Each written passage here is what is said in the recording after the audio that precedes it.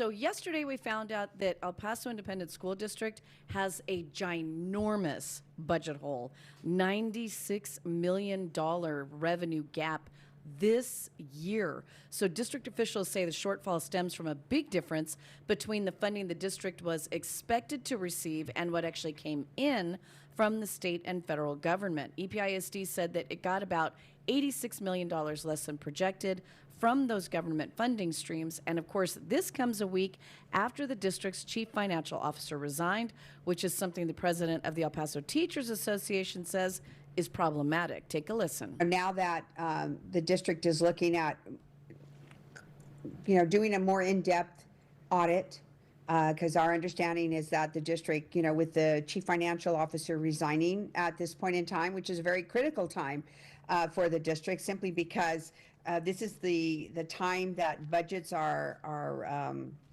put together and, to make ready for the next school year, to include how campuses will be funded, how much they'll be funded, how much programs will be funded, what compensation will look like and benefits will look like. This was a very strategic time for that resignation to happen. So board members are going to be meeting tonight. They're expected to discuss the budget, and that's happening at the district headquarters at 5 p.m. Now, as a taxpayer and someone who pays attention to school budgets, it's not like they hand these guys a check for $86 million at the beginning of the school year. There are extensive budget reports, extensive, proposed budget reports. All kinds of stuff goes back and forth between the state and federal government and the local school district. I find it wildly improbable that they had no idea that they were going to be facing this kind of a shortfall. Yeah, I think we were aware that they were going to face some sort of revenue gap. We did not expect it would be $96 million. Now, I also will say that I think it's a little bit suspect that the chief financial officer resigned so conveniently a couple of weeks ago before all of this came out. I'm not saying that they did that because of this. I'm just saying it seems awfully convenient that that was the timing on this.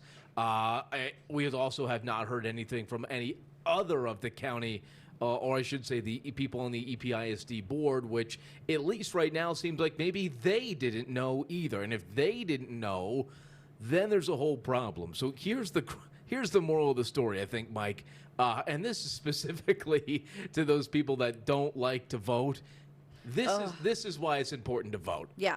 Because when you vote people in that don't know what they're doing, suddenly you have real consequences. Because $96 million is not a funding gap that you can just make up overnight. Yeah. No. There are going to be schools that close. Not teachers that lose their job. Right. Not music programs that go under. We're talking entire schools will have to shut down because they will not be able to pay for that school to open. And not like, oh, we're going to sunset this in the next 5 years. No, it's shutting going to down be closed tomorrow. Yeah. Well, let me ask you all this.